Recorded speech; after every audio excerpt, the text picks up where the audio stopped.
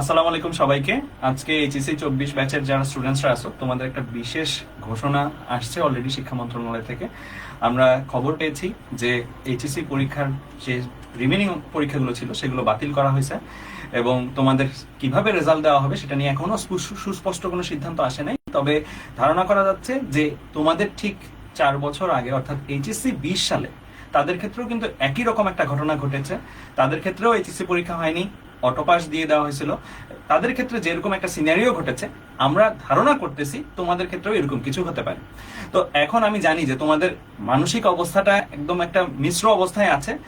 অনেক স্টুডেন্টস আমাদের পরিচিত, আমাদের কাছে যারা পড়তো, তাদের দেখেছিলাম আমরা যে এসএসসি তে তারা খারাপ রেজাল্ট করছিল এবং খারাপ রেজাল্ট করার পরে তারা কিন্তু এইচএসসি তে ভালো একটা কামব্যাক দিয়েছিল। অলরেডি তারা বিভিন্ন পরীক্ষায় আমাদের ভালো রেজাল্ট করতো। এই স্টুডেন্টস গুলোর সাথে আসলে এখন কথা বলার মতন পরিস্থিতি নেই, কারণ তারা এতটা মানসিকভাবে ভেঙে গেছে। মানে তাদের সাথে অ্যাকচুয়ালি যেটা হয়েছে সেটার কারণে আসলে আমরা নিজেরাও কষ্ট পাচ্ছি যে ও কামব্যাক করার একটা সুযোগ ছিল, হয়তো এখন আল্লাহ কি রাখছে তার কপালে এটা আল্লাহই ভালো জানেন। আবার অনেকজন স্টুডেন্টস আমাদের পরিচিতর মধ্যেও ছিল যাদের এমন হয়েছে যে এই আন্দোলনে তারা বিশেষভাবে ক্ষতিগ্রস্ত হয়েছিল। তাদের ফ্যামিলি, সে তাদের পড়াশোনার যে সিচুয়েশন, সে একটা ফ্লোতে ছিল, সেই ফ্লো থেকে কমপ্লিটলি বের হয়ে যেতে হয়েছে তার পড়াশোনার সিচুয়েশন থেকে। যে কারণে তাদের ক্ষেত্রে যদি তাদের পয়েন্ট অফ ভিউ থেকে যদি এই ঘটনাটাকে দেখি, তাদের জন্য কিন্তু এটা একটা পজিটিভ ঘটনা ঘটছে। তো এখন এই জায়গায় আসলে কি হইতে পারতো, এটা চেঞ্জ করেন, এটা চেঞ্জ করে এটা হইলে ভালো হইতো, এই জিনিসগুলো আসলে আলোচনা করে খুব বেশি লাভ হবে না। আমরা আজকে তোমাদের সম্পূর্ণ ডাটা দিয়ে যে কি কি ঘটছিল এইচএসসি 20 ব্যাচের বেলায়, সেই জিনিসগুলো যদি তোমাদের ক্ষেত্রে ঘটে তাহলে করণীয় কি হবে এবং তোমরা কিভাবে এই দুঃসময়টা, ক্রাইসিস মোমেন্টটা পার করতে পারবা, সেগুলো নিয়ে আসলে আমরা সবাই মিলে কথা বলবো। আমার সাথে ইমন আছে, অভি আছে, হিমেল, সাকিব আছে এবং তোমাদের যে ভাইয়াদের দেখতে পাচ্ছ না স্ক্রিনে বর্তমানে, রাজীব ভাইয়া, তোফায়েল ভাইয়া, তারপর হচ্ছে অপূর্ব দাদা, মাসুর ভাই, তারাও কিন্তু এই লাইভটাতেই যুক্ত আছে কমেন্ট সেকশনে। তো সবাই কিন্তু আমরা একত্র হয়ে এই লাইভটা করার কথা ছিল, খুবই শর্ট নোটিসে করার কারণে আসলে তারা সরাসরি যুক্ত হতে পারেনি, কিন্তু তারাও কমেন্ট সেকশনে তোমরা তাদেরকে পেয়ে যাবা। তো আমি কয়েকটা তথ্য একটু শেয়ার করবো। আমরা অ্যানালাইসিস করতেছিলাম, পুরো জিনিসটা অ্যানালাইসিস করতেছিলাম, দেখতেছিলাম যে এইচএসসি 24 ব্যাচের জন্য আসলে কি কি ঘটতে পারে। তো আমাদের কিছু ডাটা আমরা খেয়াল করলাম।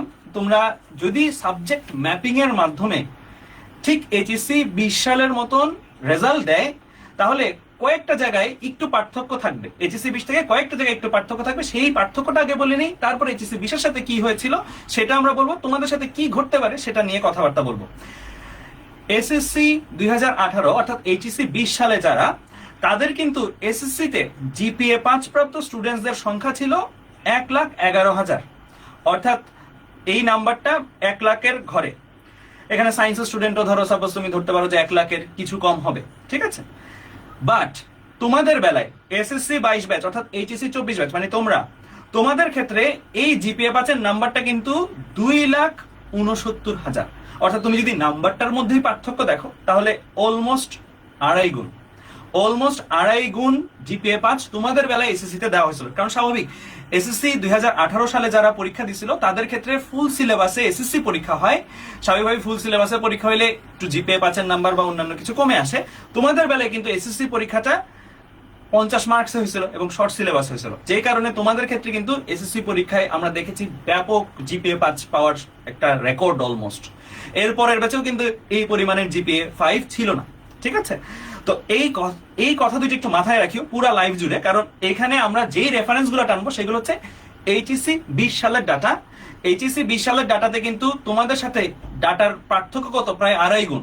অর্থাৎ এখানে এইচএসসি 20 সাল থেকে যে এক্সপেক্টেড মার্কস, যেই পরিমাণ মার্কস চাওয়া হয়েছে বুয়েট, সিকেরুয়েট বা এই জায়গাগুলোতে, তোমাদের ক্ষেত্রে দেখা যাবে যে এই মার্কসটার চেয়ে বেশি চাইতেও পারে। তো আপাতত আমাদের পরামর্শগুলা বা ডাটাগুলো দেখো। আমি প্রথমে একটু ইমনকে ডাকবো, যেহেতু ইমন সরাসরি এইচএসসি 20 সালের একজন স্টুডেন্ট এবং তাদের ক্ষেত্রে কিন্তু প্রায় আমি যেটা শুনেছি যে 1 বছরের মতন একটা অ্যাডমিশন পিরিয়ড তারা পাইছিল। 1 বছর, মানে ইউ ক্যান ইমাজিন যে আজকে থেকে আরো 1 বছর পর্যন্ত তোমাদের অ্যাডমিশন পিরিয়ড, এরকমও হলেও হতে পারে। তাও আমি বলবো না যে 1 বছর ধরে রাখো, বাট এতটুকু শিওর যে বিগত সালে যারা যারা এসএসসি পরীক্ষা দিচ্ছে, এইচএসসি 23, এইচএসসি 22, তাদের চেয়ে তোমাদের টাইমটা একটু হলেও বড় হবে। কারণ এখন আমরা যে পরিমাণের খবর পাচ্ছি, বুয়েট বলো, বিভিন্ন ইউনিভার্সিটি বলো, বিভিন্ন ইউনিভার্সিটির কিন্তু যারা নেতৃত্বস্থানীয় পার্সনরা ছিল, অর্থাৎ ভিসি, প্রো ভিসি বা উনারা কিন্তু পদত্যাগ করতেছেন। এবং ইউনিভার্সিটি লেভেলেও পুরা যে যারা লিড দিবে বা এই ডিসিশন গুলো হবে যে ইউনিভার্সিটি অ্যাডমিশন টেস্ট কিভাবে হবে, সেই জায়গায় কিন্তু একটা বিরাট পরিবর্তন আসতেছে। এই পরিবর্তনটার কারণেও কিন্তু ধরা যায় তোমাদের বেলায় নর্মাল টাইমে হয়তো এইচএসসি পরে অ্যাডমিশন যে টাইমটা পাইতা সেটা হচ্ছে বড় টাইম পাবো। তো আমি একটু ইমনের কাছে যাব, ইমনের কাছে আগে জানতে যাবো যে এই সময়টাতে আসলে কিভাবে ওদের সময় তো এরকম একটা সিনারি ওরা ফেস করছে কোভিড পরবর্তীতে, ওরা কিভাবে এই জিনিসটা কভার আপ করছিল, এই জিনিসটা আমি একটু যাব। ইমন। আচ্ছা, সো ভাই প্রথমেই যে কথা বলবো যে তোমরা সবাই তো দেখতেছো যে ফেসবুকে তোমাদের নিয়ে অন্যান্য ব্যাচ যারা আছে তারা অবশ্যই ট্রল করবে, কারণ এই জিনিসটা এমন যে 2020 সালেও হয়েছিল, যে 2020 সালে যখন আমাদেরকে মানে এরকম সাবজেক্ট ম্যাপিং এর মাধ্যমে যে সিএসসির উপর বেস করে এই রেজাল্টটা দিয়েছিল, তখনও কিন্তু ফেসবুকে অনেক কথা হয়েছে, অনেকে অনেক কিছু লেখছে বা এখনো লেখে যে 20 ব্যাচ অটো পাস বা এরকম কিছু একটা। সো তোমাদের 24 কে নিয়েও কিন্তু লেখালেখি হচ্ছে, আজকে সারাদিন যাবত লেখালেখি হচ্ছে যে 24 ব্যাচ এমন এমন এমন। সো প্রথম কথা, ফেসবুকে এই জিনিসগুলো দেখলে তোমাদের নিজেদের ডিপ্রেসিং লাগবে জিনিসটা, যে কেন লিখতেছে সবাই, কেন বলতেছে। সো আমি প্রথমে তোমাদের একটা উপদেশ দিব, এই জিনিসগুলোকে পার্সোনালি নিয়ে কার সাথে ঝগড়ায় জড়ায় না। যে তোমার ফ্রেন্ড লিস্টে একজন বড় ভাই একটা পোস্ট করলো, যে হয়তো এখন ঢাবিতে আছে, বুয়েটে আছে, সে হয়তো পোস্ট করে তোমাদের 24 ব্যাচকে নিয়ে কিছু একটা লিখছে। সো তুমি এই জিনিসটাকে তোমার পার্সোনাল মনে করে ওই ভাইয়ের সাথে তর্কে জড়াও না, বা মানে ওই ভাইয়ের সাথে তর্ক করিও না। সো এই জিনিসটা তোমাদের এই সোশ্যাল মিডিয়া যখন তোমরা ইউজ করতেছো, ওইটার তরফে আমি বলতে পারি যে এই জিনিসটাকে পার্সোনালি নিও না। যারা ফেসবুকে যে জিনিসগুলো লিখতেছে এটাকে পার্সোনালি নিও না, কারণ এটা যখনই তুমি পার্সোনালি নিবা তখনই নিজের কাছে খারাপ লাগবে। আরেকটা ব্যাপার হচ্ছে যে অনেকে এইচএসসির আগে থেকে অ্যাডমিশনের প্রিপারেশন নাও বা অ্যাডমিশনের পড়াশোনা কিভাবে শুরু করবো এই জিনিসগুলো জানতে চাচ্ছিলা কয়েকদিন আগে থেকে, কিন্তু একটা জিনিস একদম শিওর, সেটা হচ্ছে যখন তোমার মাথার উপরে এইচএসসির একটা চাপ থাকে, ওই মোমেন্টে তুমি এই অ্যাডমিশনকে টার্গেট করে পড়তে পারবে না। তোমাকে সবসময় একটা লক্ষ্য স্থির করতে হবে, ওই লক্ষ্য স্থির করার আগ পর্যন্ত তুমি কখনো ওই জিনিসটাই ফোকাস করতে পারবে না। তো তোমাদের মাথা থেকে আমি যদি বলি যে আজকে যেই সিদ্ধান্তটা আসছে, একটা অন্তত চিন্তা মাথা থেকে সরছে, সেটা হচ্ছে যে তোমাদের এখন টার্গেটটা যে ওই জায়গাতে অ্যাডমিশনের যে জায়গাতে তোমাদের টার্গেটটা নেওয়া উচিত, ওই টার্গেটটা নিতে তোমাদেরকে হেল্প করবে। অ্যান্ড যখন তোমার কাছে মনে হবে যে না, আমাকে এই জায়গায় যেতে হবে, এই জায়গার জন্য পড়তে হবে, আমি যে এতদিন পড়াশোনাটা করছি ওটা ওই জায়গায় যাওয়ার জন্য, সো ওই টার্গেটটা যতদিন তোমার ভিতরে না আসবে, যতদিন তোমার ভিতরে ওই স্প্রিয়াটা না আসবে, ততদিন পর্যন্ত আসলে অ্যাডমিশনের পড়াশোনা হয় না। তুমি যতই কোয়েশ্চেন ব্যাংক করো, যতই অ্যাডমিশনের ক্লাস করো, কিন্তু অ্যাডমিশনের প্রকৃত পড়ার পূর্ব শর্তই হচ্ছে যে তোমার মনের মধ্যে ওই চাওয়াটা লাগবে যে আমার ওই জায়গাতে যাওয়া লাগবে বা ওই জায়গাতে চান্স পাওয়া লাগবে। সো এখন যে সময়টা, এখন এই সময়টা হচ্ছে যে তোমাদের ওই যে চাওয়াটা, ওই আকাঙ্ক্ষাটা তৈরি করারই সময়। তুমি যেই জায়গায় যেতে চাও সেটা এখনই সিলেক্ট করতে হবে, যে তুমি কি মেডিকেলে যেতে চাও, নাকি ইউনিভার্সিটিতে যেতে চাও, নাকি ইঞ্জিনিয়ারিং সেগমেন্টে যেতে চাও। এখন এটা সিলেক্ট করার ক্ষেত্রে তোমাদেরকে কিন্তু এখন তোমাদের এসএসসির রেজাল্টের উপর অনেক কিছু ডিপেন্ড করতেছে, কারণ তোমাদের এসএসসির রেজাল্টের উপর ম্যাপিং করেই কিন্তু তোমাদের এইচএসসির রেজাল্টটা দিতে পারে। সো হ্যাঁ, জেএসসি আর এসএসসি এই দুইটার উপর বেস করেই কিন্তু তোমাদের যে এইচএসসি রেজাল্টটা সেটা কিন্তু আসতে পারে। সো এই ফ্যাক্টর গুলোর উপর বেস করে কিন্তু তোমার টার্গেটটা আগে সেট করতে হবে, কারণ টার্গেট সেট করার আগ পর্যন্ত অ্যাডমিশনের প্রিপারেশনটা এত গোছানো ভাবে নেওয়া যায় না। অ্যাডমিশনের প্রিপারেশনটা নিতে হলে পূর্ব শর্তটা হচ্ছে নিজের মধ্যে এই চাওয়াটা থাকা লাগবে। তুমি খাও দাও, তুমি মুভি দেখো, তুমি ইউটিউব দেখো, সবখানেই তোমার একটা চিন্তা থাকা লাগবে যে না, আমাকে ওই জায়গায় যেতে হবে, বা ওই জিনিসগুলাই তোমার সামনে ঘুরে ফিরে আসে। আমারও ক্ষেত্রে দেখা গেছে যে আমাদের অ্যাডমিশন পিরিয়ডটা অনেক লম্বা হওয়ার কারণে অনেক কেসে যে জিনিসটা হয়তো যে ইউটিউবে যে হয়তো বুয়েটের ভিডিও দেখতাম, ডিওর ভিডিও দেখতাম, সো এই ভিডিওগুলো বা এই জিনিসগুলো নিজেকে অনেক বেশি ইন্সপায়ার করে যে না, আমাকে এই জায়গায় যেতে হবে। সো আমি বলবো যে তোমাদের এখন সময়টা হচ্ছে চুজ করা, যে তুমি কোন দিকে যাবা, কোন পথে যাবা। ওই যে আছে না একটা, তোমরা এখন তো অনেক মিম শেয়ার করো যে দুই দিকে দুইটা রাস্তা চলে যায়। সো ওই মোমেন্টটা হচ্ছে এখন, এখন তোমাকে ডিসাইড করতে হবে। এন্ড এই ডিসিশনের জন্য কিন্তু এই লাইফটা, যে তোমাদের ডিসিশনটা নেওয়া যেন সহজ হয় এই ডেটাগুলো ইউজ করে। সো হ্যাঁ, আচ্ছা, তো আমরা সরাসরি ডাটাগুলোতে চলে যাব। আমাদের সাথে অলরেডি রিজভি, তৌহিদ, শুভ এবং মাসুর ভাইও জয়েন করছে। সো আমরা একটু ডাটাগুলোতে চলে যাব। ওকে ভাই, রেজাল্টটা একটু কিভাবে কাউন্টার করে দিন। হ্যাঁ। জেএসসি 25%। আচ্ছা, আর আরেকটা জিনিস যেটা তোমাদের আরেকটা জানার জন্য, যে এইচএসসি 20 সালে যাদের অটো পাস দেওয়া হয়েছিল তাদের ক্ষেত্রে এইচএসসি রেজাল্টটা কিভাবে আসছিল, তাদের জেএসসি তে যে জিপিএটা তারা পেয়েছিল সেটাকে 25%, সেটা থেকে 25% নেওয়া হয়েছে, এবং এসএসসির যে জিপিএটা সেটা থেকে 75% নেওয়া হয়েছে।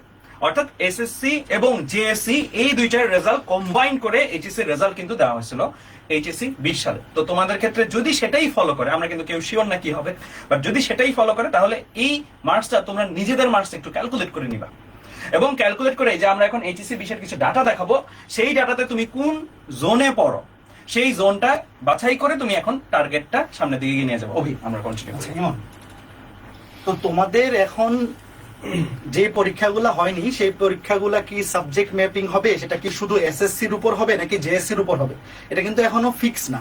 তো আমরা যে কথাগুলো বলতেছি এটা হচ্ছে আমাদের একটা অ্যাজাম্পশন, যে বিগত বছরে যেহেতু লাস্ট 2020 ব্যাচে সাবজেক্ট ম্যাপিং অনুসারে রেজাল্ট দেওয়া হয়েছিল, তো সেইটার অনুসারে আমরা একটা অ্যাজাম্পশন তোমাদের কাছে তুলে ধরতেছি যাতে তোমাদের ডিসিশন নিতে সুবিধা হয়। তো যেহেতু তোমাদের অলরেডি কয়েকটা পরীক্ষা হয়ে গেছে, বাংলা, ইংরেজি, আইসিটি এবং ফিজিক্স পরীক্ষা হয়ে গেছে, আবার সিলেট বোর্ডে শুধু ফিজিক্স পরীক্ষা হয়েছে, তো তোমাদের ক্ষেত্রে আসলে সাবজেক্ট ম্যাপিং হইলে যে শুধু যেই পরীক্ষাগুলো বাতিল হয়েছে সেটা হইতে পারে, অথবা যে এইগুলা সহ, মানে জিনিসটা হচ্ছে কি আমরা পুরাটাই একটা অ্যাজাম্পশনের উপর তোমাদেরকে জাস্ট ডাটাগুলো দেখাবো যাতে তোমাদের ডিসিশন নিতে সুবিধা হয়। কিন্তু এই কোনোটাই কিন্তু এক্স্যাক্টলি একদম 100% একুরেট না, এটা তোমরা নিজেরাও জানো। তো শুরুতেই যারা ইঞ্জিনিয়ারিং ক্যান্ডিডেট, আমি শুরুতে বলবো তোমাদের রিজভিত হয়ে শুভ ভাইয়াও তোমাদের ব্যাপারে বলবে যে মেডিকেল যাদের টার্গেট তাদের তো আসলে শুধু জিপিএ 5 থাকলেই আসলে আর চিন্তা করার কোনো কারণ থাকে না। এসএসসি এইচএসসি দুইটা জিপিএ 5 থাকলে সুন্দর মতো আর কোনো নাম্বার কাটা যাচ্ছে না। কিন্তু সবচেয়ে বেশি চিন্তার মধ্যে আছে যারা ইঞ্জিনিয়ারিং অ্যাসপিরেন্ট। তো তোমার যদি ইঞ্জিনিয়ারিং টার্গেট থেকে থাকে, মেইনলি দুইটা সার্কুলার ফোকাস করে তোমরা আগাইতে পারো, একটা হচ্ছে বুয়েট আর একটা হচ্ছে সিকেরুয়েট। কারণ আইইউটি, এমআইএসটি, বুটেক্স এগুলা সার্কুলার অনেক সময় একটু এদিক সেদিক হয়, দেখা যায় যে অনেকে বুয়েটে পরীক্ষা দিতে পারতেছে কিন্তু বুটেক্সে পারে নাই, কারণ ওখানে পরীক্ষা কিন্তু লিমিটেড স্টুডেন্টরা অ্যাটেন্ড করতে পারে। তো তোমার যদি টার্গেট ইঞ্জিনিয়ারিং হয়, তুমি বুয়েট এবং সিকেরুয়েট এই দুইটার সার্কুলার দেখো, ভালো মতো বোঝো, তারপর সেই অনুযায়ী তোমার নাম্বার কত আসতে পারে সেটার দেখে ডিসিশন নিও। তো শুরুতে আমি যদি 2020 ব্যাচ তাদের বুয়েট সার্কুলারটা দেখি, তো তাদের বুয়েটের সার্কুলার ছিল এসএসসিতে যাদের, খেয়াল করে দেখো, পিসিএমই মানে ফিজিক্স, কেমিস্ট্রি, ম্যাথ মিলে যারা 300-তে 270-এর বেশি পাইছিল তারা অ্যাপ্লাই করতে পারছিল, এবং সেখান থেকে 24,000 স্টুডেন্ট প্রিলি পরীক্ষার জন্য সিলেক্ট হয়েছিল। তো দেখা গেছিল কি যে অ্যাপ্লাই করছে 270 প্রাপ্ত সবাই, কিন্তু তাও কিন্তু সবাই পরীক্ষা দিতে পারে নাই। এই 270 প্লাস প্রাপ্ত স্টুডেন্টও ছিল 24,000-এর বেশি, দেখা গেছে অ্যাপ্লাই করতে পারছে কিন্তু প্রিলির জন্য সিলেক্টেড হয়নি। তো এইবার যেহেতু তোমাদের, মানে আমি বলবো যে তুমি এটা দেখো, মিনিমাম এটা হচ্ছে আমার মনে হয় 24 ব্যাচে, যেহেতু তোমরা এসএসসি 22 ব্যাচ, অপার অলরেডি বললো যে তোমাদের কিন্তু ফুল নাম্বারে এসএসসি পরীক্ষা হয় নাই। তো তোমাদের ক্ষেত্রে কিন্তু দেখা যাবে কি যে 2020 ব্যাচে যেই পরিমাণ নাম্বার আসছিল এসএসসি তে, সেই অনুযায়ী ম্যাপিং করার পরে এইচএসসি তে ওরা যে নাম্বার পাইছে তার চাইতে তোমাদের কিন্তু নাম্বারটা আরো বেশি থাকবে। ইনফ্যাক্ট এই এসএসসি তে 2000, মানে এসএসসি তে 270 পাইছিল, এরকম কাউন্টও কিন্তু আমার মনে হয় 20-এর চাইতে 24-এ অনেক বেশি থাকবে। কাজেই এই নাম্বারটা বেশি লাগতে পারে, কম লাগার কিন্তু পসিবিলিটি কম। অলরেডি কিছু কমেন্ট আসতেছিল তোমাদের থেকেই, যে তোমরাই বলতেছিল আর কি, একটা কমেন্ট একটা ছেলে যে বলতেছিল যে ভাই আমাদের ব্যাচে দেখবেন 270-এরও বেশি লাগবে, আমাদের ব্যাচে 290 পাইছে 15,000-এর মতন, মানে সে একটা ডাটা দিল আর কি, এরকম একটা ডাটা। তো এই নাম্বারটা আমরা ধরে নিচ্ছি আপাতত, এটা হচ্ছে একদম লোয়েস্ট, মানে এটা আমাদের মনে হচ্ছে এটা লাগবেই আর কি, মানে এটা চাওয়ার সম্ভাবনাটাই বেশি। তো যাক, অভি কন্টিনিউ করো। তো 300-তে 270 প্লাস প্রাপ্তরা সবাই অ্যাপ্লাই করতে পারছিল, এবং সেখান থেকে 24,000 স্টুডেন্ট প্রিলি পরীক্ষার জন্য সিলেক্টেড হয়েছিল। তারপরে তো প্রিলি অ্যাটেন্ড করার পর সেখান থেকে 6,000 জন রিটেনের জন্য সিলেক্টেড হয়েছিল। বাট এইবার সিনারিওটা একটু ডিফারেন্ট, কেন? সবগুলা বোর্ডে কিন্তু ফিজিক্স পরীক্ষা হয়ে গেছে। তো এখন যদি ফিজিক্স পরীক্ষাটা এইবার এইচএসসি পরীক্ষাটা থেকেই টানে, তাহলে বাকি থাকতেছে কি শুধু ম্যাথ এবং কেমিস্ট্রি। তো সেই ক্ষেত্রে কিন্তু আসলে এভারেজে, মানে পজিটিভ নেগেটিভ দুইটা মিলে দেখা যাবে যে এভারেজ হয়ে যাবে। তো আশা করা যায় যে মোটামুটি, আবার এখানে তো এসএসসি তে পিসিএম ছিল 3টা সাবজেক্ট 300 নাম্বার, বাট ফিজিক্স কিন্তু হয়ে গেছে অলরেডি 200 নাম্বারের পরীক্ষা। তো সেই ক্ষেত্রে আমার মনে হয় এইবার এসএসসি তে কাউন্ট না করে এইটা অনুযায়ী ম্যাপিং করে যদি এইচএসসি রেজাল্ট দেয়, তাহলে শুধু এইচএসসি টাই টানবে। সেই ক্ষেত্রে তোমরা ধরতে পারো কেমিস্ট্রি আর ম্যাথ মিলে 400, সেটা এসএসসি তে কত আছে তুমি দেখো, ওটাকে দ্বিগুণ করো, কারণ ওখানে তো কেমিস্ট্রি, ম্যাথ বা হায়ার ম্যাথ। আরেকটা জিনিস, বুয়েটে কিন্তু হায়ার ম্যাথটা কাউন্ট করে। তো তুমি এসএসসি পরীক্ষায় তোমার যে প্রাপ্ত নাম্বার, সেটা হায়ার ম্যাথে কত নাম্বার সেটা তুমি কাউন্ট করো। আর একটা ব্যাপার হচ্ছে, তারপরে ওই যে বললাম যে 600-র মধ্যে ওইভাবে 90% যদি থাকে, তাহলে অন এন এভারেজ তুমি আশা রাখতে পারো, এবং আমার মনে হয় যে ইঞ্জিনিয়ারিং প্রিপারেশন টার্গেট রাখতে পারো। এটা আমার আর suggestion। মোট কথা এখানে আরেকটা জিনিস বোঝার যে বুয়েটে কিন্তু এখন পর্যন্ত সর্বোচ্চ সংখ্যক প্রিলিতে ডাকছে এইচএসসি 20 সালেই, এবং সেই নাম্বারটা হচ্ছে 24,000। এর চেয়ে বেশি কিন্তু এখন পর্যন্ত কখনোই প্রিলিতে এত বেশি সংখ্যক স্টুডেন্ট ডাকে নাই। এর পরের বারগুলো থেকে তুমি দেখবা যে 18,000 জন করে ডাকছে। মোদ্দা কথা হচ্ছে প্রথম 24,000 জনের মধ্যে তুমি আসো কিনা, এইচএসসি রেজাল্ট ফিজিক্স কেমিস্ট্রি ম্যাথে প্রথম 24,000 জনের মধ্যে তুমি আসো কিনা, এইটা হচ্ছে ফ্যাক্ট। হ্যাঁ, তো এই 24,000 জনের মধ্যে থাকতে পারলে তোমার ব্যাচে ফিজিক্স কেমিস্ট্রি ম্যাথে তুমি প্রথম 24,000 জনের মধ্যে আসো, তাহলে একটা আশা রাখা যায় যে বুয়েটে তুমি প্রিলিতে হয়তো বসতে পারবে। হ্যাঁ। দাদা এখানে একটা জিনিস অ্যাড করব যে 2020 সালে যখন হচ্ছে আমাদের ভর্তি পরীক্ষা হয় বুয়েটের, এর আগে কিন্তু কখনো প্রিলি ছিল না। এর আগে হয়তো 12,000 বা এর সামথিং রিটেনে ডাকতো, রিটেন পরীক্ষা হতো, রিটেন দিয়েই হচ্ছে বুয়েটে চান্স হতো, 600 নম্বরের পরীক্ষা হতো। কিন্তু 2020 সালে যখন আমাদের অটোমেটিক রেজাল্ট দিয়ে দেয়, সো বুয়েটের জন্য এটা চ্যালেঞ্জ ছিল যে টপ 24,000 কিভাবে তারা চুজ করবে। সো এই কারণে কিন্তু তারা পুরো অ্যাডমিশন সিস্টেমটাই চেঞ্জ করছে, যে আগে প্রিলি হবে তারপর 400 নম্বরের রিটেন হবে, যেটা এখন পর্যন্ত চলতেছে। তো আমার মনে হয় যে বুয়েট হচ্ছে তোমার এটা চেঞ্জ করতে পারবে, কোনো সমস্যা নেই, বাট ওরা এটা চেষ্টা করবে যে আমরা কোন ফ্যাক্টরটা দিলে দেশে যে টপ 24,000 আছে তাদেরকে আমরা পিক করতে পারবো। সো এই বিষয়ে চিন্তা করিও না, তোমার জাস্ট এটা এনশিওর করতে হবে যে তোমার ফিজিক্স পরীক্ষা যেটা হয়ে গেছে, এই ফিজিক্স পরীক্ষাটা ভালো হয়েছে, এই ফিজিক্স পরীক্ষার মার্কস তোমার ভালো আসবে, এবং এসএসসি তে তোমার বাকি যে সাবজেক্টগুলো আছে কেমিস্ট্রি এবং হায়ার ম্যাথ, এই দুটাতেও ভালো একটা মার্কস ছিল, তাহলে তোমার বুয়েট নিয়ে আশা করি আর চিন্তা করতে হবে না। আর এইচএসসি যেহেতু ফিজিক্সটা তোমরা সরাসরি দিছো, এমনও হতে পারে এই ফিজিক্স পরীক্ষার মার্কসের ওয়েটটা একটু বেশি ক্যালকুলেট করতে পারে। মানে এটা যেহেতু একদম এইচএসসি লেভেলেরই এক্সাম, এটা যেহেতু হয়ে গেছে, এটাকে একটু বেশি ওয়েটেজ দিতে পারে যে এই ফিজিক্সে এত লাগবে, কেমিস্ট্রি ম্যাথ মিলায়ে এত লাগবে, এরকমও হতে পারে কিন্তু।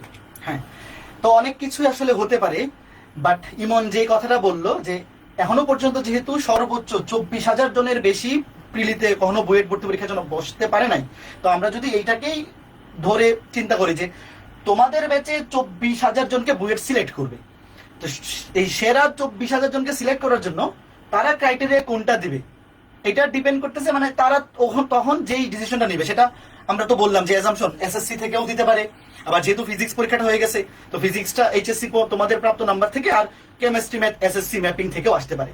তো অন এন এভারেজ ওইভাবে তুমি চিন্তা করো যে এই দুইটা মিলে যদি এই 90% টাইপের নাম্বার থাকে, সেক্ষেত্রে কিন্তু আশা করতে পারো যে বুয়েটের জন্য তুমি হয়তো প্রিলির জন্য সিলেক্টেড হবা। তবে আশার কথা হচ্ছে যে যারা ইঞ্জিনিয়ারিং প্রিপারেশন নিবা, তোমাদের কিন্তু ব্যাকআপ হিসেবে আমরা সবার পরে প্রথমেই বুয়েটের পরে আমরা বলি যে ইঞ্জিনিয়ারিং প্রিপারেশন ভালো মতো যদি কন্টিনিউ করো, যদি এরকম হয় যে বুয়েটে বসতে পারলা না, একটা সাবজেক্ট পরীক্ষা খারাপ হয়ে গেল বা 90% আসলো না, সেই ক্ষেত্রে কিন্তু একদম তোমার জন্য এই সিকের ওয়েটের দ্বারটা কিন্তু উন্মুক্ত থাকে। গতবার এরকম হয়েছে যে মোটামুটি সবাই যতজন অ্যাপ্লাই করছে সবাই কিন্তু সিকের ওয়েটে পরীক্ষা দিতে পারছে। তো 2020 ব্যাচের যদি তুমি সিকের ওয়েটের সার্কুলটা দেখো, আমি সবাইকে বলবো যে যাদের টার্গেট ইঞ্জিনিয়ারিং তোমরা এইটাতে বেশি ফোকাস করো। দেখো এইচএসসি তে ফিজিক্স কেমিস্ট্রি ম্যাথ ইংলিশ এই চারটাতে যাদের 20-20 ছিল, মানে সবগুলোতে জিপিএ 5, তারা সিকের ওয়েটে অ্যাপ্লাই করতে পারছে এবং পরীক্ষা দিতে পারছে। তো খেয়াল করে দেখো, তোমাদের যাদের অন্তত ফিজিক্স পরীক্ষা তো তোমাদের হয়ে গেছে, তো ফিজিক্সে জিপিএ 5 আসবে এতটুকু কনফিডেন্স যদি তোমার থাকে, আর এসএসসি তে যাদের কেমিস্ট্রি ম্যাথ এবং ইংলিশে জিপিএ 5 ছিল, তোমাদের তো সাবজেক্ট ম্যাপিং করলে আশা করা যায় যে এইচএসসি তেও জিপিএ 5 চলে আসবে।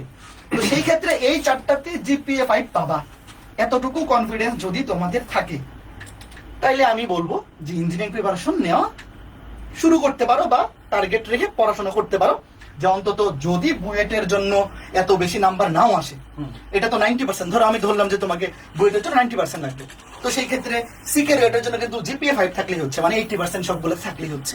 তো আমি সবাইকে বলবো যে এই সিকের ওয়েটেরটা তুমি যদি একটু ফলো করে আগাও, যে ভাইয়া আমার ফিজিক্স পরীক্ষা ভালো হয়েছে, আশা করতেছি জিপিএ 5 আসবে, এবং কেমিস্ট্রি ম্যাথ ইংলিশে এসএসসি তে জিপিএ 5 ছিল বা সাবজেক্ট ম্যাপিং এ, আর সরি ইংলিশ পরীক্ষা হয়ে গেছে, ইংলিশ কিন্তু আবার সিলেক্ট বোর্ডে হয় না।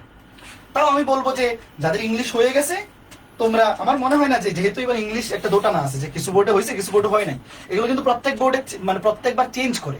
তো যারা এই সার্কুলার গুলো তৈরি করেন ওরাও তো জানেন যে একটা বোর্ডে ইংলিশ হয় না, বাকিগুলো বোর্ডে ইংলিশ হয়েছে, তো সেক্ষেত্রে ইংলিশ ছাড়াও কিন্তু সার্কুলার আসতে পারে। কাজেই যাদের ইংলিশ ভালো হয়েছে বা এসএসসি তে জিপিএ আছে, তোমরা তো টেনশন ফ্রি। আর যাদের একটু খারাপ হয়েছে, তোমরাও কিন্তু ইংরেজিতে অনেক সময় জিপিএ 5 চায় না, এরকমও কিন্তু গতবারও কিন্তু চায় না, গতবার শুধুমাত্র 3.5 বা 4 হলেই অ্যাপ্লাই করা হয়েছে। তো এটা কিন্তু দেখো একটু রিস্ক ফ্রি প্রিপারেশন।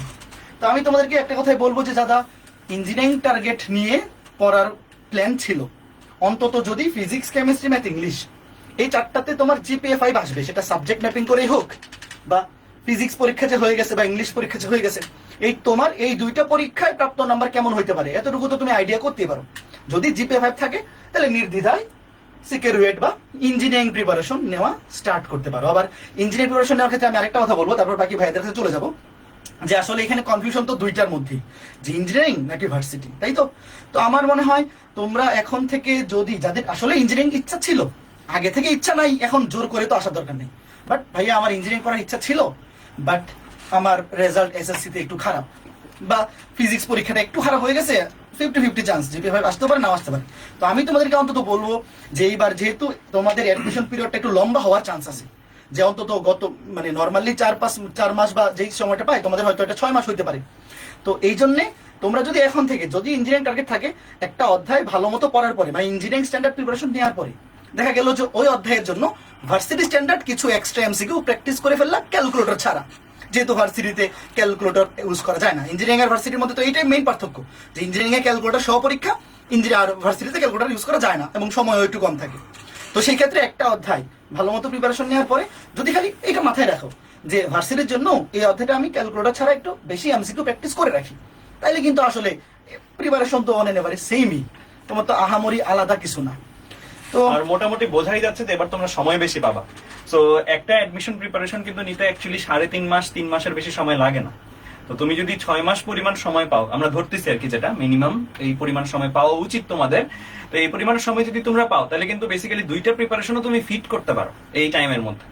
সো আর ইঞ্জিনিয়ারিং প্রিপারেশন যদি কেউ নাও, ধরো সাপোজ কারো একটু কম আছে, ইঞ্জিনিয়ারিং প্রিপারেশনই নিবা, তারপরে তুমি ডিটারমাইন ভাই ইঞ্জিনিয়ারিং প্রিপারেশনে, কারণ এখানে এমন না যে আমরা যেটা বলছি সেটাই ঘটবে তোমাদের ব্যাচের বেলায়, এমনও হইতে পারে যে তোমার এটা থেকে কম ছিল, আবার ক্রাইটেরিয়াও এমন ভাবে সেট করলো বুয়েট বা ইউনিভার্সিটি গুলা যে তোমার ক্রাইটেরিয়া স্যাটিসফাইড, তুমি যে পজিশনটাই বা যেই পরিমাণ মার্কস সেটা স্যাটিসফাইড, তখন কিন্তু আবার এই আজকের লাইভ দেখে যদি ইঞ্জিনিয়ারিং প্রিপারেশন ছেড়ে দাও সেটাও কিন্তু একটা ভুল হবে। তো আমি বলবো এই বছরের জন্য সময় যেহেতু বেশি পাচ্ছ তোমরা, তোমার ইঞ্জিনিয়ারিং আর ভার্সিটি দুইটা প্রিপারেশন একসাথে নেওয়ার সক্ষমতা বা সুযোগ আছে। আর ইঞ্জিনিয়ারিং একটা সাবজেক্ট, বিশেষ করে ফিজিক্স, কেমিস্ট্রি, ম্যাথের একটা সাবজেক্ট, একটা চ্যাপ্টার তুমি যদি পড়ো, ওই চ্যাপ্টারটা কিন্তু ভার্সিটিতে পড়তে তোমার অ্যাকচুয়ালি সময়ই লাগবে না।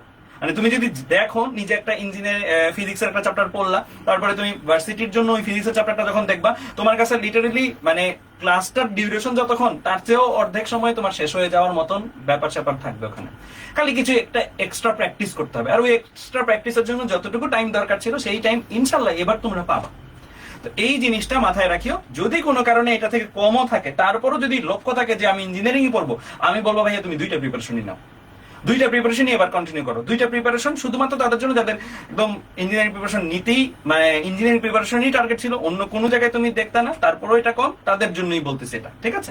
আর যদি অভিজেটা বললো যদি ইঞ্জিনিয়ারিং টার্গেট না থেকে থাকে এবং এইখানেও মার্কস কম, তাহলে আর নতুন করে ইঞ্জিনিয়ারিং আমি মনে করি আসা দরকার নেই, তোমাদের জন্য ভার্সিটি প্রিপারেশনটাই ওয়ে টু গো। আর মেডিকেল প্রিপারেশন নিয়েও যদি আমরা বলি, তাহলে আমার মনে হয় রিজভি শুভকে আমরা দেখে নিই। শুভ, চলো প্লিজ মেডিকেল নিয়ে ওদের উদ্দেশ্যে। ওয়েলকাম স্টুডেন্টস, এসিএস এর প্ল্যাটফর্ম থেকে আমার প্রথমবার মতো লাইভে আসা এবং খুব ইম্পর্টেন্ট এবং ক্রুশিয়াল একটা লাইভে আমার ওপেনিং হচ্ছে এসিএস এর সাথে। আমার এই আবেগটুকুকে সরিয়ে রেখে 24-এর দিকে ফোকাস করি। এবং 24-এর প্রথমে তোমরা যারা আমাকে শুনছো, তোমরা আসলে যোদ্ধা, তোমাদেরকে বলতেই হয়। তোমরা হয়তোবা দেখা যায় না এই চোখের যুদ্ধটা, কিন্তু মানসিকভাবে কতখানি যুদ্ধ করেছো, ব্যক্তিগতভাবে ডাক্তার হিসেবে আমি এটা বুঝতে পারি যে তোমাদের মনের উপর দিয়ে কতখানি ঝড় বয়ে গিয়েছে, এটা কেউ বুঝুক না বুঝুক। কিন্তু এখন আসলে আমাদের ফোকাসটাকে ফিট করতে হবে অ্যাডমিশনের দিকে তাকিয়ে। এবং আজকের লাইফটা আসলে আমার মনে হয় যে তোমার সিদ্ধান্ত নেওয়ার একটা লাইফ। আজকে এখানে সব রকমের ভাইয়ারাই আছেন, সব রিলেটেড ব্যাপার নিয়ে কথা হচ্ছে। আজকের লাইফের পরে তোমার একটা ফোকাস ফিক্স হয়ে যাবে এবং সেই ফোকাস অনুযায়ী তুমি প্রিপারেশন নেওয়া শুরু করবা যত দ্রুত সম্ভব। আমার মনে হয় মেডিকেল নিয়ে যারা চিন্তা করো, তাদের মধ্যে এখন দুই শ্রেণীর স্টুডেন্টরা আছো। এক শ্রেণীর স্টুডেন্টরা বেজায় খুশি, কারণ তোমাদের হচ্ছে এই এসএসসি তে বা জেএসসি সব রেজাল্ট ভালো এবং ম্যাথ পরীক্ষা দিতে হচ্ছে না, মোস্ট ইম্পর্টেন্টলি এটার জন্য তোমরা অনেকে হ্যাপি। আরেক শ্রেণীর স্টুডেন্ট আছে যাদের কথা আমরাও ওদেরকে নিয়ে ভাবছি, আমাকে শুনছো হয়তো বা এরকম, যাদের এসএসসি রেজাল্টটা একটু খারাপ এবং এটার জন্য এইচএসসিটা খারাপ হওয়ার একটা সম্ভাবনা থেকে যায়। ওরা আসলে এখন এই টাইমটাতে সবচেয়ে বাজে সিচুয়েশন ফেস করছো। তো আমি সত্যিকার অর্থে আমি জানি না, দেশটা এখন নতুন করে ঘটছে, এটা আমরা পারবো কিনা জানি না, তবে ডেফিনেটলি আমি তোমাদের কথা দিচ্ছি, আমি আমার জায়গা থেকে এই চেষ্টাটা নিব। এই বছর মেডিকেল ভর্তি পরীক্ষার জিপিএ কাউন্টটা যেন একটু ডিফারেন্ট ভাবে বিবেচনা করা হয়, কারণ যদি না করা হয় তাহলে অনেক স্টুডেন্টরা যারা এসএসসিতে খারাপ করেছে, মানে আমরা তো দেখি কলেজে উঠলে অনেক উত্থান পতন ঘটে, আপনারাও বোধহয় ভাই আমার সাথে একমত হবে।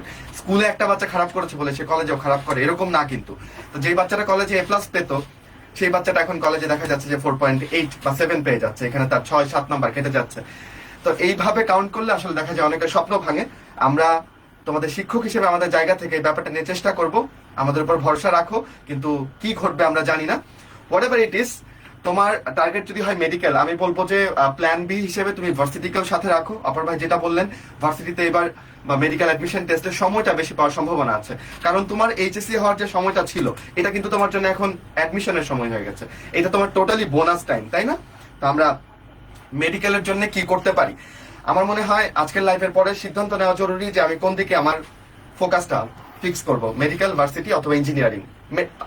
এরপর আমার হচ্ছে ফোকাস ফিক্সড হয়ে গেল। এরপর হচ্ছে আমি কাদের সাথে বা কোথায় প্রিপারেশনটা নিব, এইটা নিয়েও দেখা যায় যে অনেকে তুমি 1 সপ্তাহ 2 সপ্তাহ কাল জ্ঞাপন করো যে কোথায় ভর্তি হবো, কি করব।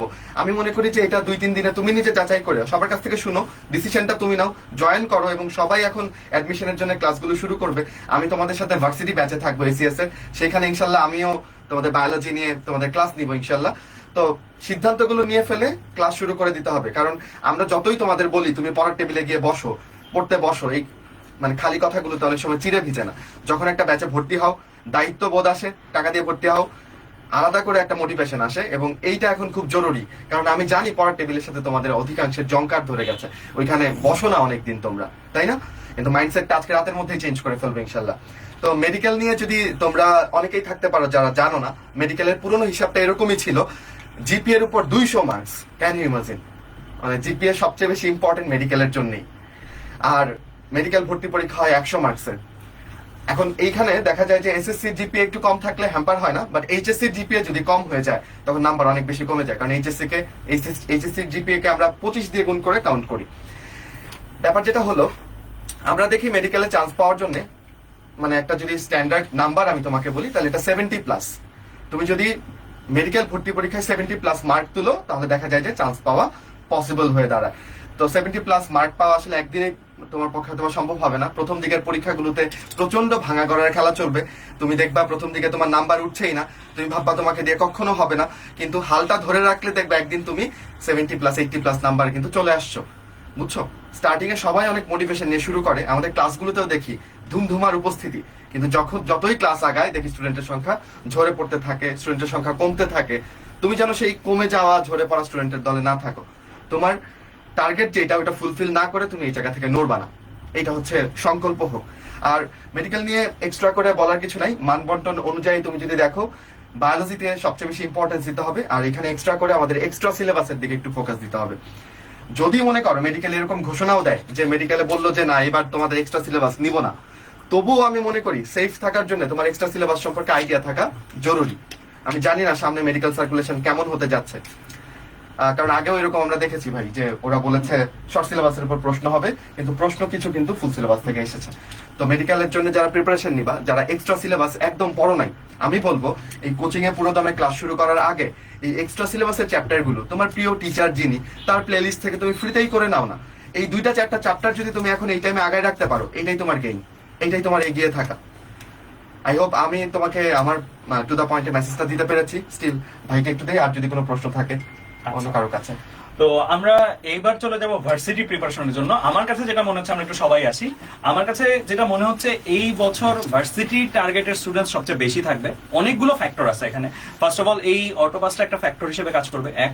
2 নম্বরে আরো কয়েকটা জিনিস, যেটা সেটা হচ্ছে যে এবার যে ঢাবি মধ্য দিয়ে যে আন্দোলনটা হলো, এবং সেটার কারণেও আমি যেটা দেখতে পাচ্ছি স্টুডেন্টসদের মাইন্ডসেট যে ভাইয়া আমি ঢাবিটা আমার মানে ড্রিম ইউনিভার্সিটি। এখন মানে অনেকের ড্রিমও চেঞ্জ হয়েছে এই রিসেন্ট টাইমে, এই বাংলাদেশের যে ঘটনাগুলো ঘটার পরে। তো ভার্সিটি প্রিপারেশন নিয়ে আমি প্রথমে একটু সাকিবের কাছে যাব, যে এইবার ভার্সিটি প্রিপারেশন নিয়ে আসলে প্ল্যানটা কি হওয়া উচিত স্টুডেন্টসদের, কারণ যেহেতু স্টুডেন্টসরা মোটামুটি একটা লম্বা সময় পাবে, এই লম্বা সময়ে অনেকজন উপরে উঠে যাবে, অনেকজন নিচে নেমে যাবে, কিভাবে তারা কভার আপ করবে আসলে এই পুরো ব্যাপারটা? আচ্ছা, আমি যদি 2020 সালের কথা বলি, এইচএসসি 2020 যারা ভার্সিটি প্রিপারেশন নিয়েছিল, ওরা টোটাল 13 মাস সময় পাইছিল ভার্সিটি প্রিপারেশনের জন্য, অর্থাৎ 1 বছর 1 মাস। যদিও এইবার এত সময় পাবে না, বাট ধরে নিতে পারি মিনিমাম 7 থেকে 8 মাস সময় পাবা তোমরা ভার্সিটি প্রিপারেশনের জন্য। কারণ 6 মাসের আগে কোনোভাবেই পরীক্ষা নেওয়া সম্ভব না, কারণ বিশ্ববিদ্যালয়ের যে এখন যে পরিস্থিতি, একটা বিশাল সংস্কারের মধ্যে দিয়ে যাচ্ছে। এরপরে নতুন ভিসি স্যার আসবে, নতুন উপাচার্য আসবে, নতুন কমিটি আসবে, দেন তারা সিলেক্ট করবে পরীক্ষা পদ্ধতি, দেন তারপরে গিয়ে পরীক্ষাটা হবে। সো যারা ভার্সিটির জন্য প্রিপারেশন নিবে, আমি মনে করি হচ্ছে তাদের জন্য সবচেয়ে সেফ ওয়ে যে ভার্সিটির প্রিপারেশন নেওয়া, কারণ লম্বা সময় ধরে প্রিপারেশন নিতে পারবে এবং খুবই রিল্যাক্স ভাবে। কারণ দেখবা আগে ইঞ্জিনিয়ারিং পরীক্ষা হয়ে যাবে, আগে মেডিকেল পরীক্ষা হয়ে যাবে, তারপরে ঢাবির পরীক্ষাটা হবে। এন্ড এই পরীক্ষাগুলোতে ইঞ্জিনিয়ারিং যারা প্রিপারেশন নিবে বা মেডিকেল যারা প্রিপারেশন নিবে, অনেকেরই ভার্সিটি প্রিপারেশন নেওয়ার জন্য সুযোগ হবে। অর্থাৎ যদি ইঞ্জিনিয়ারিং এ বা মেডিকেলে তোমার আশানুরূপ রেজাল্ট না হয়, তুমি কিন্তু কাম ব্যাক করতে পারবা। সো ভার্সিটি প্রিপারেশন নেওয়াটা সবচেয়ে সেফ চয়েস হবে। আর এইবার আমরা প্ল্যান করতেছি যে আমাদের ক্লাসগুলোতেও যেন পরিবর্তন আনা যায়, কারণ আমাদের আগের ক্লাসগুলোতে দেখা গেত এমসিকিউ রিটেন একসাথেই হইতো। সো এইবার হচ্ছে আমরা একটা ডাবল মডেলের প্ল্যান করতেছি, যেন এমসিকিউ গুলো আলাদা লাইভ ক্লাসে নেওয়া যায় আর রিটেনের জন্য রেকর্ডেড ওয়েতে দেওয়া যায়, যেন ফার্স্ট টাইম আর সেকেন্ড টাইম আর যারা আছে সবাই যেন হচ্ছে সমানভাবে উপকৃত হয়। আর তোমাদের উদ্দেশ্যে এখন আমি একটা কিছু বলবো, এইচএসসি 24 ব্যাচ সবাই গাইডলাইন দিচ্ছে, ইঞ্জিনিয়ারিং প্রিপারেশনের জন্য নিতে বলতেছে, মেডিকেলের জন্য নিতে বলতেছে, ভার্সিটির জন্য নিতে বলতেছে। আমি বলবো আগামী 2টা সপ্তাহ তুমি একটু বিশ্রাম নাও, কারণ তোমাদের বিশ্রামটা বেশি জরুরি। কারণ অনেক চাপ তোমাদের মাথায়, অনেক দুশ্চিন্তায় যখন একটা মানুষ থাকে কখনোই সুস্থ অবস্থায় থাকতে পারে না। তো 2টা সপ্তাহ তোমরা একটু বিশ্রাম নাও, দরকার হয় পড়ালেখা কিচ্ছু করার দরকার নেই। 2টা সপ্তাহ নিজেকে সময় দাও, নিজেকে নিয়ে ভাবো কি করবা না করবা। কারণ এই যে এখন হচ্ছে মাথা গরম একটা অবস্থা, আর মাথা গরম অবস্থায় কোনো ডিসিশনই ভালো হয় না। এখন তোমার এক্সাইটমেন্টটা অনেক বেশি, কি করব না করব, অনেক দুশ্চিন্তা। আর একটু সময় যেতে দাও, তারা জানাক কিভাবে তারা রেজাল্টটা রেডি করবে। কারণ রেজাল্ট হইতেও আমি মনে করি প্রায় 1.5 থেকে 2 মাস লাগবে। 1 মাসের ভিতরে মানে তাদের সাথে যতটুকু কথা বলে জানা গেছে যে রেজাল্টের প্রক্রিয়াটা চলতেছে এবং তারা এখনো সিদ্ধান্তই নেয় নাই যে কোন ওয়েতে রেজাল্টটা দিবে। সো রেজাল্ট দিতে ধরে নাও 2 মাস। 2 মাসের পরে তারপরে আরো 1-1.5 মাস পরে বিশ্ববিদ্যালয়গুলো সার্কুলার দিবে। তো তোমার কাছে ইনাফ টাইম আছে। মিনিমাম 2 সপ্তাহ না হলে 1 সপ্তাহ একটু নিজেকে টাইম দাও, রিল্যাক্স হও, একটু পজ দিয়ে তুমি যদি স্টার্ট করো, ফ্রেশ ভাবে স্টার্ট করো, দেখবে যে কোনো কিছুতেই তুমি ভালো লাগা কাজ করতেছে। ইঞ্জিনিয়ারিং প্রিপারেশন নিলে ওইটার পড়ালেখা করতেও ভালো লাগা কাজ করতেছে, মেডিকেল নাও ভার্সিটি নাও, দেখো নিজেরই ভালো লাগবে। বাট এখন যদি হুট করে কালকে থেকে শুরু করে দাও, দেখবে এক রেজাল্টের টেনশন, কি হবে কি হবে না, কিচ্ছুই হবে না, আউটপুট ভালো আসবে না। সো একটু নিজেকে সময় দাও, বা কোনো ফ্রেন্ড অসুস্থ থাকলে তার খোঁজ খবর নাও, দেখবা একটু মেন্টালি পিস পাবা, তারপরে তুমি আস্তে ধীরে শুরু করো। এটা হচ্ছে আমার একটা রিকোয়েস্ট থাকবে। আর আমাদের যে ব্যাচগুলো আসবে সেইগুলো নিয়ে হচ্ছে তোমাদের তো আপডেট দিবই আমরা, সো সেটা নিয়ে টেনশন করার কোনো কারণ নেই। আচ্ছা, তো মোটামুটি সাকিব বললো ধীরে সুস্থে সিদ্ধান্ত নেওয়ার, এটা আসলে আমাদের সবারই পরামর্শ, আমরা সবাই শেষে এসে এটাই বলতাম। কারণ এখন এই মুহূর্তে আমি তো বললামই যে এবার একটা জিনিস মোটামুটি নিশ্চিত, সেটা হচ্ছে একটু সময় পাবা তোমরা অ্যাডমিশনের জন্য। তো যেহেতু সময় আছে, সো খুব বেশি প্যানিক করা দরকার নেই। আজকেই এখন রাতে পড়ার টেবিলে বসে যেতে হবে এমন না। তোমরা যেটা করবা সেটা হচ্ছে যে সিদ্ধান্ত নাও, 2-3 দিন সময় নিয়েও যদি সিদ্ধান্ত নাও, সিদ্ধান্তটা যদি ভালো হয়, এটা ইভেন্চুয়ালি তোমাকে অনেক বেশি হেল্প করবে। আর আমি কয়েকটা কথা বলবো, তারপরে আমি মাসুর ভাইয়ের কাছে চলে যাব। তো অনেকেই ভাবতেছো যে ভাইয়া এরকম কেন হইলো, আমাদের ব্যাচের সাথেই কেন এরকম। সবসময় একটা জিনিস মাথায় রাখবো, আল্লাহ যা করে ভালোর জন্য করে। হয়তো তোমাদের মধ্যে যাদের এরকমও আছে যে ফিল করতেছো যে আমার রেজাল্টটা যদি এসএসসি থেকে না টেনে এইচএসসি থেকে নিত অনেক ভালো হইতো, এটা আমি জানি স্বাভাবিক, এটা মনকে মানানো খুব টাফ। কারণ এই 2 বছরের পরিশ্রম তোমরা মানে দিন রাত এক করে পড়াশোনা করছো, অনেকে নিজেকে কামব্যাক করার জন্য, এবং কামব্যাক করার মুহূর্তেই ছিল তোমরা, এবং এই মুহূর্তে এসে এরকম একটা ডিসিশন জানি অনেকের মনোবল ভেঙে দিবে। আমি জাস্ট তাদের উদ্দেশ্যে একটা ছোট কথা বলবো, সেটা হচ্ছে যে আল্লাহকে তো বিশ্বাস করো, বা সৃষ্টিকর্তাকে তো বিশ্বাস করো, যেই ধর্মেরই হও না কেন তুমি, তোমার প্রতি যে জিনিসটাই হয়েছে, তুমি যখন শত চেষ্টা করেও এই জিনিসটা চেঞ্জ করতে পারো নাই, তখন তোমার বুঝে নিতে হবে সেই জিনিসটা তোমার মঙ্গল লেখাই ছিল না। হইতে পারে এরকম যে ওই জিনিসটা যদি তোমার হইতো, ওই জিনিসটা হবার পরেও তুমি এমন একটা কাজে জড়াই গেলে, এমন একটা কিছু করলা যেটা অ্যাকচুয়ালি তোমাকে আরো অনেক বাজেভাবে লাঞ্ছিত করছে, অনেক বাজেভাবে তোমাকে এমন একটা পরিণতির দিকে নিয়ে গেছে যে পরিণতিটা তুমি কখনোই চাইতা না। হতে পারে সেই জিনিসটাকে আগে থেকেই যেন তুমি ওই পথে না হাঁটো, সেজন্যই হইতে পারে আজকের এই সিদ্ধান্তটা। তো হয়তো আজকে মনে হইতেছে এই সিদ্ধান্তটা তোমার জন্য খুবই খারাপ হয়েছে, আজকে মনে হইতে পারে এই সিদ্ধান্তটার কারণে তুমি শেষ, কিন্তু জীবনের বড় চিত্রে তোমার তো জীবনে আরো অনেকটা সময় বাকি, একটা সময় ভুলেই যাবা যে আমাদের সময় কি আসলে এইচএসসি তে কি ছিল। আমি আজকে একটা কথা বলি তাহলে বুঝতে পারবা। ইমনের সাথে কথা ছিল, ইমন তোমাদের রেজাল্ট কিভাবে দিছিল আমি জিজ্ঞেস করছি, তো ইমন বলতেছে ভাই এসএসসি থেকে। ও নিজেও ভুলে গেছে ওর রেজাল্টে জেএসসি থেকে মিলাইও দেওয়া হয়েছিল। মানে তুমি একটা সময় পরে এই যে আজকে যে ক্রাইসিস মোমেন্টটা না, এটা ভুলেও যাবা। তুমি শিওর থাকো আজকে থেকে 2-3 বছর পরে তুমি ভুলে যাবা যে আসলে কি হয়েছিল, মনেই থাকবে না তোমার। তো জিনিসটা এতটুকু, মানে তুমি যদি এটাকে অনেক বড় ভাবে ভাবো, অনেক বড় ভাবে ভাবতে পারো। তুমি যদি ভাবো যে আরে এটা কিছুই হয়নি, আল্লাহ আমার জন্য এই লাইফটা রাখে নাই, বা আমি হয়তো ইঞ্জিনিয়ারিং টার্গেটের জন্যই ছিলাম, কিন্তু আজকে যে ঘটনাটা ঘটছে এটার প্রেক্ষিতে যদি ইঞ্জিনিয়ারিং প্রিপারেশন কোনোভাবে বা তুমি নাও বা তোমার যদি মনে হয় যে না ইঞ্জিনিয়ারিং আমার হবে না, সেটাও মনে করবে সেটার মধ্যে একটা মঙ্গল ছিল। তুমি একটা এক্সাম্পল দেখলেই বুঝতে পারবা যে আবরারের ঘটনাটা তো মোটামুটি সবাই জানো, আবরার বইটা ছিল, এবং মানে একটা আবরারকে যারা হত্যা করছেন তারা বেশিরভাগই আমাদের ব্যাচমেট ছিল, বেশিরভাগই মানে 15 ব্যাচে ছিলাম আমরা, বেশিরভাগই আমাদের ব্যাচমেট ছিল। তো এই যে যারা ছিল ব্যাচমেট, যারা এখন বর্তমানে ফাঁসির আসামি, হয়তো কিছুদিন পরে কার্যকরও হয়ে যাবে, তাদের পয়েন্ট অফ ভিউ থেকে ভাবো, তাদেরকে যদি আরেকবার সুযোগ দেওয়া হয়তো বুয়েট অ্যাডমিশনে এক্সাম দেওয়ার, তারা হয়তো বুয়েট অ্যাডমিশন এক্সামে বসতোই না। কারণ এই বুয়েট অ্যাডমিশন টেস্টে আসার পরেই সে বিভিন্নভাবে বিভিন্ন অসৎ চক্রের সাথে মিশে সে এমন একটা পর্যায়ে চলে গেছে যে তাই সে এখন ফাঁসির আসামি। তো তুমি এইভাবেও চিন্তা করতে পারো জীবনটাকে, যে সবসময় যে তুমি একটা বেস্ট প্লেসে গেলে, বেস্ট ইউনিভার্সিটিতে গেলে তোমার জন্য একটা বেস্ট লাইফ ওয়েট করতেছে, জিনিসটা কিন্তু মোটেও এমন না। এমন হতে পারে যে ওই বেস্ট ইউনিভার্সিটি তোমার জন্য মানে তোমাকে আসামি করে বের করবে, এরকম একটা প্রসেস ওখানে থাকতে পারে, যেই প্রসেসটা থেকে তোমাকে হয়তো সৃষ্টিকর্তা সরাইতে চাচ্ছেন, এবং সৃষ্টিকর্তা সরাইতে যাওয়ার জন্য তোমার প্রতি এই ঘটনাটা নিয়ে আসছেন। তো এই জিনিসটা মাথায় রাখবা যে দুশ্চিন্তা বা হতাশ হওয়ার কিছু নাই, যেটা তুমি শত চেষ্টা করেও পাও নাই সেটা তোমার ছিলই না, সেটা তোমার জন্য মঙ্গলেরই ছিল না। তো আমি এখন মাসুর ভাইয়ের কাছে চলে যাব। মাসুর ভাই আপনি যদি কিছু বলতেন। খুব সুন্দর করে অপার এত সুন্দর করে গুছায় জিনিসগুলো বলছে। আসলে আমাদের সবার কথাই একই রকম, যে মানে আমরা আসলে যেই জিনিসটা আসলে অনেক চেষ্টা করি, আমরা সাময়িক সময় ওই জিনিসটা না পেলে আসলে মন খারাপ হয়। কিন্তু একটা জিনিস মনে রাখবা, যে পরিশ্রমী যারা হয় তাদের সব সময় অতীতের থেকে তাদের ভবিষ্যৎটা অনেক সুন্দর হয়। আর তোমরা এখন যারা যে অবস্থাতেই আসো, তোমাদের আসলে অ্যাডাপ্ট করা আসলে সব যে কোনো কিছুতেই যে যত সুন্দরভাবে এখন অ্যাডাপ্ট করে ফেলতে পারবা, তাদের জন্য সামনের জার্নিটা আসলে তত বেশি সুন্দর হবে। এবং যেটার উপরে তোমার হাত নাই, যেটার উপরে তোমার কোনো কন্ট্রোল নাই, যেটা তুমি চাইলেও চেঞ্জ করতে পারবা না, সেইটার উপরে ফোকাস না রেখে বরং ওইটার দিকে ফোকাস করো যেটাতে তুমি কোনো একটা ইনপুট দিলে আউটপুট আসতে পারে।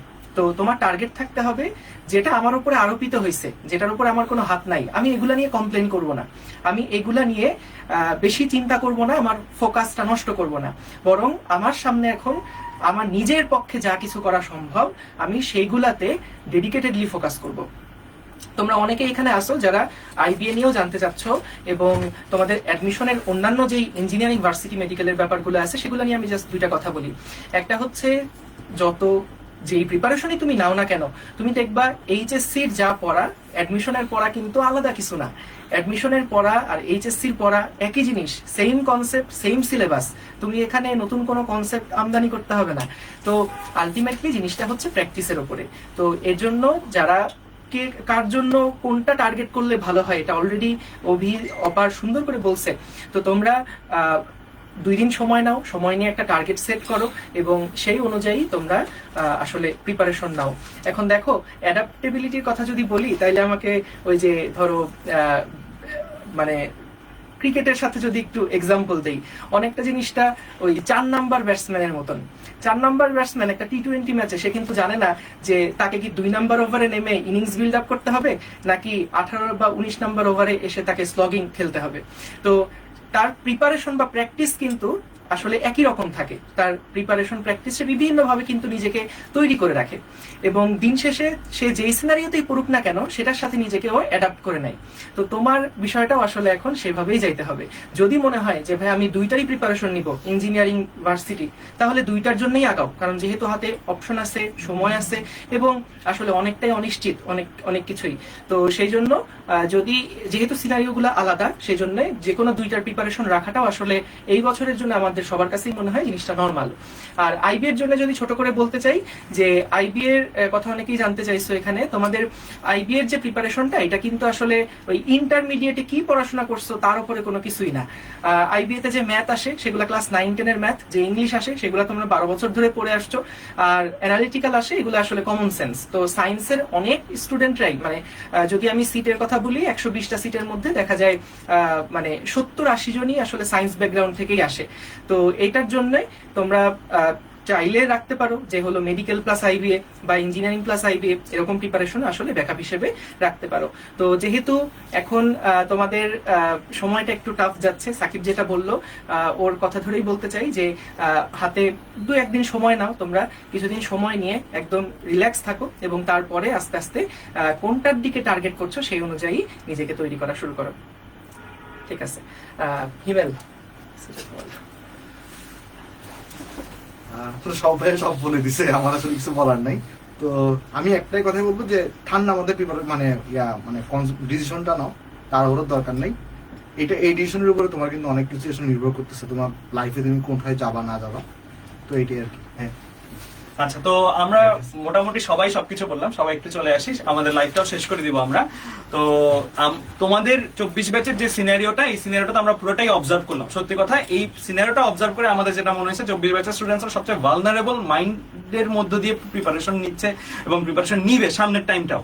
মানে তাদের অনিশ্চয়তার ব্যাপারটা অন্য সকল ব্যাচ থেকে আলাদা। মানে 24 ব্যাচ যেই পরিমাণের ইনডিসিশনে ভোগার সম্ভাবনা আছে, কারণ এখনই রুটিন দেওয়া হচ্ছে, এখনই রুটিনটা বাতিল হচ্ছে, এখনই পরীক্ষা হবে, এখনই শর্ট সিলেবাসে শর্ট নাম্বারে মানবন্টনের পরীক্ষা হবে, এখনই আবার পরীক্ষা হবে না। মানে আমি ফিল করতে পারতেছি, এটা আমরা টিচার হয়েও যেটা ফিল করতেছি, তোমাদের জায়গায় থাকলে সেই জায়গায় সত্যি কথা মানে প্যানিকড হয়ে অবস্থা খারাপ হয়ে যাওয়ার কথা। তো তোমাদের এই অনিশ্চয়তা দূর করাইতেও আমাদের টিচারদের কাজ।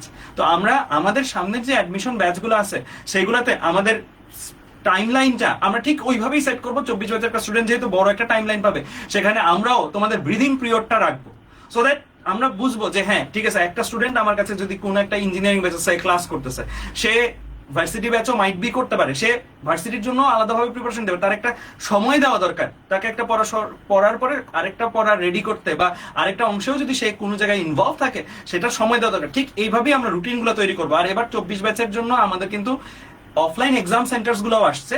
অফলাইন এক্সাম সেন্টার্স গুলো থাকাতে লম্বা টাইম থাকাতে সুবিধা হয়েছে একদিক দিয়ে, কারণ কি বড় সময় হইলে তুমি অনেকবার যাচাই করতে পারবে নিজেকে। এমন যেন হয়ে যায় এক্সাম দিতে দিতে যে এক্সামটা একদম হাতে চলে আসছে, মানে মাসেল মেমোরিতে চলে আসছে আর কি, যে তুমি চোখ বন্ধ করেও সঠিক দেখাইতে পারতেছো। এতবার এক্সাম দেওয়া সম্ভব।